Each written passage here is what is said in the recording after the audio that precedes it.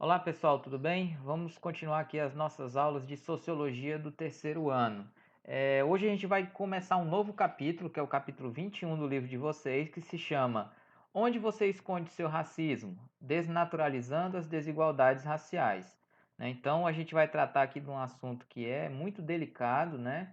E que a gente já discutiu em aulas principalmente de cidadania, tá? E aqui a gente vai ver um debate mais sociológico mesmo sobre essa questão do racismo, né?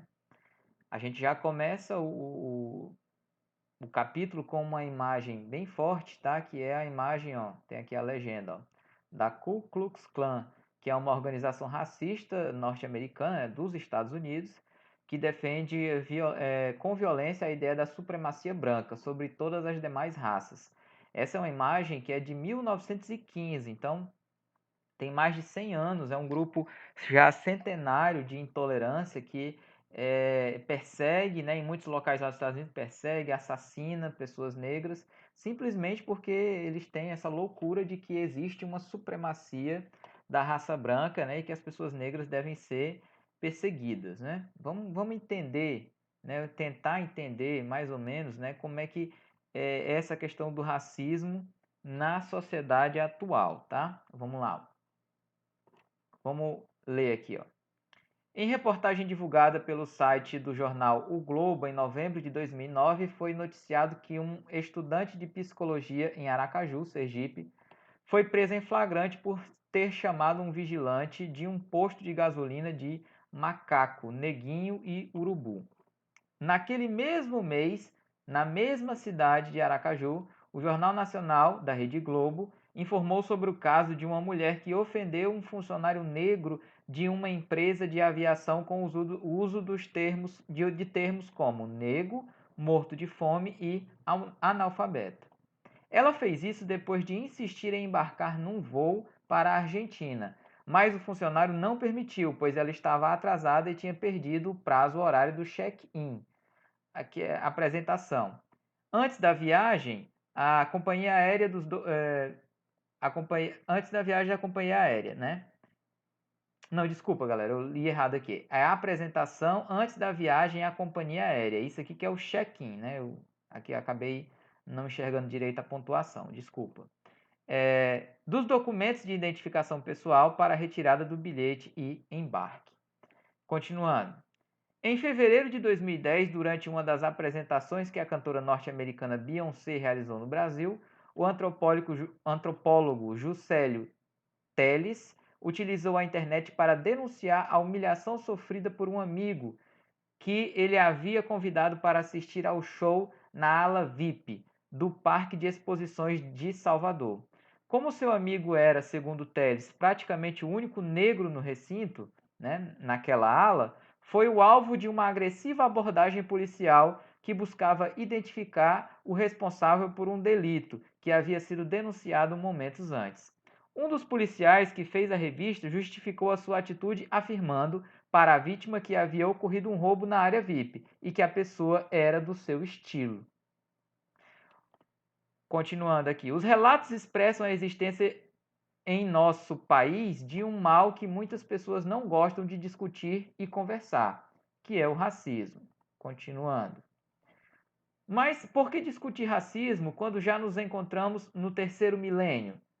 Quem faz esse tipo de pergunta talvez considere essa discussão desnecessária, tendo em vista o entendimento de que a humanidade, de certa forma, tenha aprendido, entre aspas, com as experiências de extermínio vividas durante os séculos de história e que envolveram episódios de ódio, perseguição, morte, tendo como origem muitas vezes a questão racial. A resposta à pergunta, na verdade, é bem simples. Ainda vivemos os desastres desse fenômeno social intitulado racismo em escala mundial, que se manifesta em novas formas, Ainda convivemos com os diversos estereótipos contra negros, indígenas, judeus, palestinos e demais grupos que são percebidos como sendo outros no interior da nossa sociedade. Bom, vamos lá, né? Aqui o autor do texto ele coloca que, primeiro, ele colocou casos de racismo da nossa sociedade, né? Já aqui no século XXI, né? Então ele colocou alguns casos aí que aconteceram em Aracaju, no Rio de Janeiro, em que claramente houve a questão do racismo envolvida na situação, né?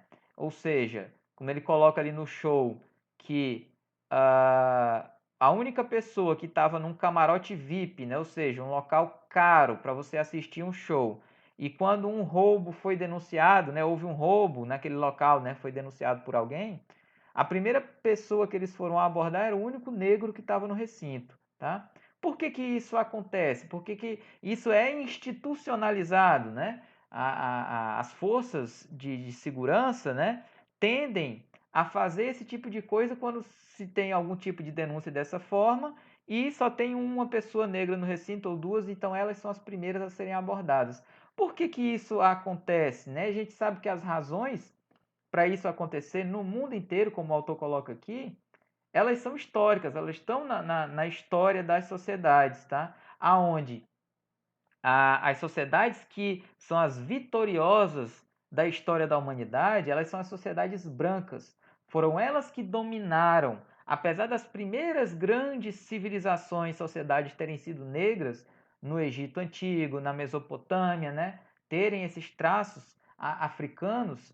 Com o passar dos séculos, nós vimos na história que a Europa foi o local que venceu essa disputa pela hegemonia, né, da raça. E ela se sobrepôs a outros locais durante séculos, desde a colonização europeia das Américas, né, até o imperialismo do começo do século XX. Então, essa ideia de que a raça, entre aspas, branca, ela é superior a todas as outras, ela ainda persiste em muitos locais. E não se engane que esse preconceito ele não existe só contra negros. Se você for, por exemplo, para os Estados Unidos, lá o racismo ele é muito grande contra povos latinos, né? Povos que são de origem da América Latina, de países que foram colonizados pela Espanha. Então, porto-riquenhos, pessoas de El Salvador, mexicanos, todas essas pessoas elas são extremamente perseguidas lá nos Estados Unidos. Então, há racismo muito grande, além de pessoas negras, contra pessoas latinas. E, dependendo do local, outras etnias elas são incluídas nesse racismo, certo? Vamos continuar aqui. E não é mera coincidência, a maioria dos povos não brancos passa fome, é exterminada por políticas internacionais dos estados poderosos. São vítimas da barbárie econômica do mercado global, não tendo nenhuma perspectiva de futuro. Enfim, além das desigualdades sociais, as pessoas não brancas, na sua grande maioria, sofrem com o fenômeno do racismo. Continuando aqui, ó. O que é realmente o racismo? Para iniciarmos nossa reflexão, é conveniente que saibamos o significado de alguns termos: preconceito, discriminação e racismo, que são normalmente utilizados nas discussões sobre este tema tão polêmico, tá? Então a gente tem primeiro aqui preconceito, né? Conceito ou opinião formada antecipadamente, sem maior ponderação ou conhecimento dos fatos. Julgamento ou opinião formada sem levar em conta os fatos que a contestem. Trata-se de um pré-julgamento, isto é, algo já previamente julgado. Então, por que esse termo ele é muito utilizado quando ocorrem essas questões, né, de racismo, e também é utilizado muito essa questão do preconceito? Porque você desconsiderar uma pessoa apenas pela raça que ela tem, dizer que a pessoa é inferior pelaquela raça, ela está indo contra o conhecimento dos fatos.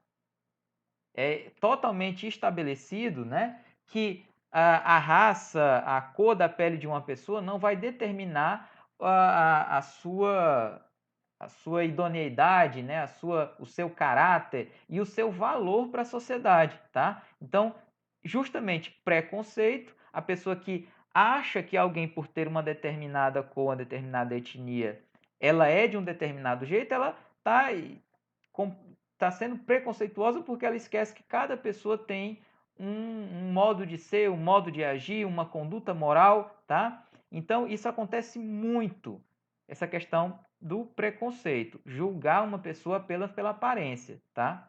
E acontece também essa questão de que muitas vezes pessoas que têm uma aparência melhor, que são brancos, né, são de cara logo bem aceitos por uma sociedade e no fundo são pessoas extremamente mau caráter, né? Vide aí muitos que estão no mundo da política, né, que depois se descobre que são bandidos, são pessoas que roubam o Estado, né, mas que são sempre muito bem vistas num começo por causa de uma aparência ou por causa da sua posição social. Continuando, discriminação. Separar, distinguir, estabelecer diferenças, isso é uma discriminação. A discriminação racial corresponde ao ato de apartar, separar, segregar pessoas consideradas racialmente diferentes, partindo do princípio que há raças superiores e inferiores, o que ficou definitivamente comprovado pela ciência que não existem. Nós, seres humanos, fazemos parte de uma única espécie, que é o Homo sapiens. Então, discriminação aí já é uma outra coisa, um caso pior ainda, que é, por exemplo, você segregar alguém por causa da sua raça, ou seja, você separar, você não permitir que alguém participe de algo por causa da sua raça. Por exemplo, durante muitos anos na África do Sul, que é um país de maioria da população negra, mas quem tinha o poder político naquela região eram os brancos, descendentes dos ingleses, que dominaram aquela região durante muito tempo. Lá eles criaram um regime que estava determinado pelo Estado, pelas leis, que era o regime do apartheid, em que havia uma segregação racial, havia bairros em que os negros não poderiam entrar, só os brancos poderiam entrar, e nesses bairros brancos tinha tudo de bom para eles, escolas, transporte, toda a infraestrutura do Estado. Nos bairros negros não havia nada para eles, né? Então eles reservavam só as coisas boas para uma parte da população e isso era uma segregação. Por último aqui, racismo. Teoria que sustenta a superioridade de certas raças em relação a outras, preconizando ou não a segregação racial, ou até mesmo a extinção de determinadas minorias. Então, o racismo é quando você já determina que uma raça é melhor que a outra, né? Sendo que cientificamente já está provado que nós fazemos parte de uma mesma espécie que é o Homo sapiens, né? Não há diferenças físicas, mentais entre os seres humanos. Apenas a cor da pele é que vai diferenciar essas pessoas. E ainda existem, né, alguns acéfalos, alguns idiotas que acham que a raça, né, a cor da pele pode diferenciar alguém de outra pessoa, certo? Deixa eu ver, continuando aqui, ó. De acordo com essas definições, o preconceito se expressa na sociedade, mas não necessariamente segrega ou discrimina. Já a discriminação promove, baseada em certos preconceitos, a separação de grupos ou pessoas. Por outro lado, o racismo mata, extermina e produz o ódio entre grupos e indivíduos. A história da sociedade brasileira é marcada pelo racismo desde a chegada dos portugueses em nossa terra. Primeiro foram os índios, exterminados pelo branco europeu. Depois, o tráfico de africanos escravizados, que representou um dos maiores extermínios humanos da história mundial. O racismo hoje se manifesta ainda de forma aberta ou em formas sutilmente elaboradas. Teoricamente, o racismo é uma ideia ocidental, europeia, excludente, porque versa sobre a universalização do conceito de humanidade, que é universalizar, segundo Muniz Sodré, significa, né? Ó, vamos ver aqui, ó. Significa reduzir as diferenças a um equivalente geral, um mesmo valor. É a universalização racionalista do conceito de homem que inaugura, no século XIX, o racismo doutrinário. Até então, as raças ou etnias podem ter sempre alimentado ódios ou desconfianças mútuas, que frequentemente culminavam em massacres cruéis, mas nunca sob alegações científicas, sob o critério de uma razão universal. A palavra racismo é fruto do século XIX, consequência de um conceito de cultura fundada na visão indiferenciada do humano, certo? Então aqui a gente tem alguns conceitos sobre racismo. Então vamos continuar aqui na próxima página. Ó. O racismo, portanto, é o conceito pretensamente universal de classificação dos seres humanos, pois foi elaborado a partir de um centro europeu.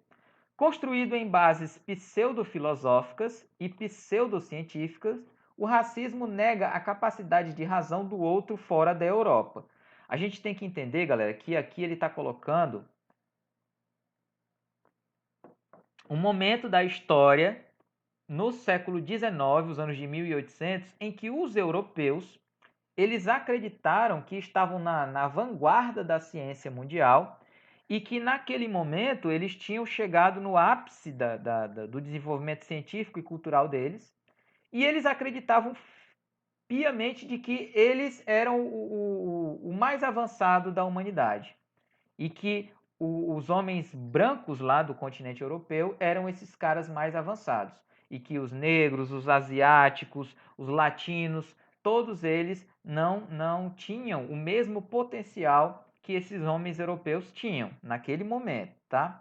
Então começaram a criar teorias pseudo-filosóficas e pseudocientíficas. O que esse pseudo quer dizer? Quer dizer que são falsas, não é verdadeira, não é uma filosofia verdadeira, nem uma ciência verdadeira, no qual baseava essa ideia de que o branco europeu era superior aos outros povos e isso ia legitimar que ele invadisse a Ásia, que eles invadissem a África e dominassem aqueles países. Coisa que os europeus fizeram durante muito tempo. Os europeus dominaram vários países na África, como o Senegal, como a Costa do Marfim, né? Vão dominar o Egito, vão dominar na Ásia a Índia. Então isso era a desculpa que eles tinham, as desculpas pseudo-filosóficas e pseudocientíficas para invadir e dominar esses países de outras etnias, tá? Continuando, ó, aqui. Esse movimento teórico tem característica etnocêntrica, em que o outro foi estigmatizado e racializado nas ciências sociais, influenciando e gerando consequências para a compreensão do senso comum, até meados do século XX. Então, essas ideias aqui, elas ajudaram a passar uma ideia errada para o chamado senso comum. O que é o senso comum? É aquelas coisas, né, aquelas ideias que se passa através do tempo como sendo algo comum, né? Quando você diz assim, tal coisa é normal na sociedade, né? Então, quando você diz, por exemplo, o casamento entre um homem e uma mulher é algo normal, certo? Então, é algo que foi construído através do tempo como o senso comum. Só que a gente vai entender aqui nesse capítulo que a maioria dessas coisas aqui do senso comum, né? Muitas dessas coisas do senso comum, elas passam uma ideia errada de cientificamente certa, de filosoficamente certa, e a gente vai ver como elas não são bem assim, tá? Continuando. No pós-guerra, ganham força os conceitos de etnia ou etnicidade, para definir um conjunto de indivíduos ou grupos identificados pela língua, mitos, religiosidade e instituições comuns. No pós-guerra que ele está colocando aqui, já são as guerras do século XX, tá? Primeira e Segunda Guerra Mundial, e que após essas guerras eles vão começar a utilizar mais esse termo etnia, que etnia não tem a ver só com a cor, como ele explica aqui, ela é um conjunto de coisas, né? Ela vai ligar, por exemplo, a língua que esse povo fala, os mitos, né? A questão da religiosidade desse povo, as instituições comuns. Então, quando você diz que uma pessoa, por exemplo, é da etnia judaica, eu não estou levando em consideração só a religião, tá? Eu estou levando em consideração um conjunto de cultural que uma pessoa judia tem, tá? E aí esse conceito de etnia ele é mais utilizado hoje em dia, tá? E não esse conceito de raça, ok? Então vamos continuar aqui, cadê? Aqui, dessa parte. Ó. Posteriormente, inventa-se o termo fator étnico, denominando aqueles grupos de imigrantes que se encontram à margem das sociedades ou que são reservas econômicas de trabalhadores fora da cadeia de produção dominante. Em tempos de globalização, o termo etnicidade vem dominando também as manifestações regionalistas, como as de tibetanos, croatas, catalães e etc. Continuando, ó. Entretanto, o termo etnicidade surgiu na França no início do século XX. Sua definição inicial refere-se a um tipo de solidariedade particular, laços intelectuais de língua e cultura, diferentes do termo nação, atribuída à organização política, e o termo raça, atribuída às semelhanças físicas. Então aqui o autor ele coloca, ó, que essa questão de etnia ela vai ter uma diferença com outros dois termos, que é nação e raça. A nação ele vai colocar aqui que é um termo atribuído mais à questão da organização política. Por exemplo, né, você se reconhecer como brasileiro, da nação brasileira, te faz mais a entender essa questão política da organização do Estado. Esse termo raça, que era utilizado antigamente, hoje não está mais muito sendo utilizado, ele faz muito essa questão física, né? Era utilizado na questão da raça, cor da pele, tá?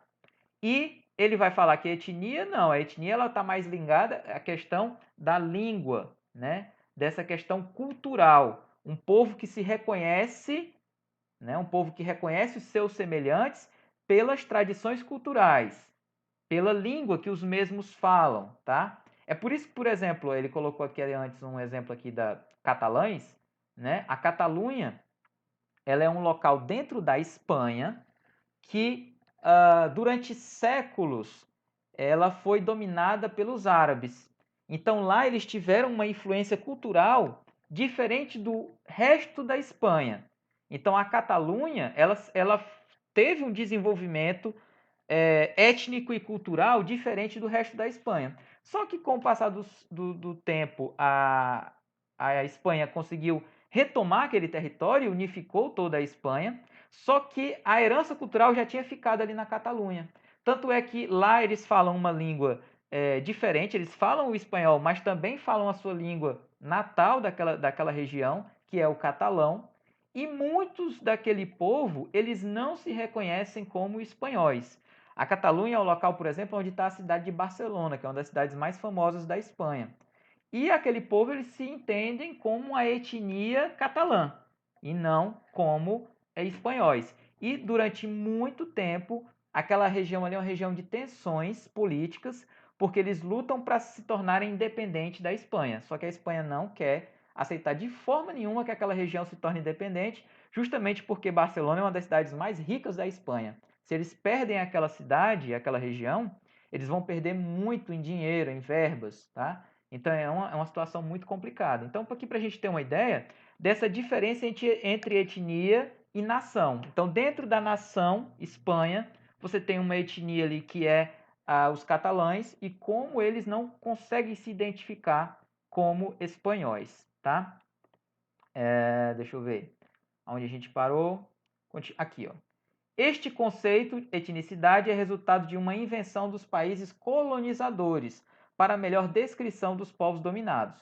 Muitas vezes as diversas definições se confundem com termos como raça, nação, sociedade e identidade, tá? Então, os países colonizadores, eles criaram muitas dessas designações para tentar definir quem eram essas pessoas. Por exemplo, também voltando de novo para a Espanha, para a América Espanhola, né?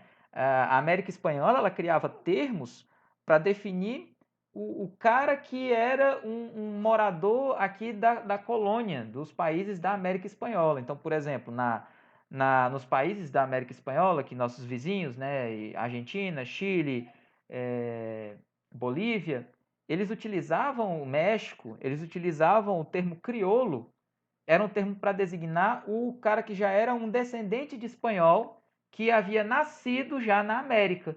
Então ele não era mais um espanhol. E aí eles criavam essas palavras para definir quem era aquele cara. Não, aquele cara ali, ele tem descendência espanhola, mas ele não é mais um espanhol. Ele nasceu aqui na América. Então ele é diferente da gente, tá? Continuando. As formas sutis de racismo se manifestam através de piadas, brincadeiras, olhares, frases de duplo sentido e etc.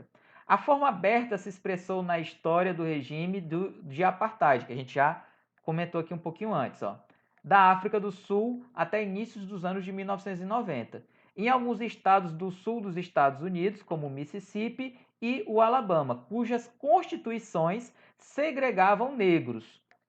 Aquela parte que eu havia falado antes. Lá na África do Sul estava na lei esse apartheid, a segregação entre brancos e negros.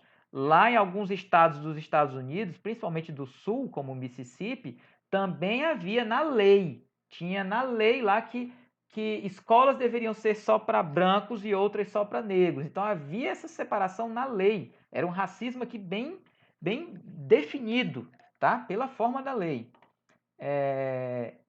Continuando, né? Na repressão a árabes e palestinos pelos judeus israelenses e no extermínio de judeus na Alemanha nazista. Então, todos esses casos aqui são casos bem claros de racismo determinado pelo Estado, certo? Continuando. Aqui a gente tem uma imagem, né? Que tem aqui a legenda. O conceito de etnicidade refere-se a um tipo de solidariedade particular, laços intelectuais de língua e cultura. Na foto, manifestação cultural na frente do monumento em homenagem a Zumbi dos Palmares, no Rio de Janeiro, em 2001.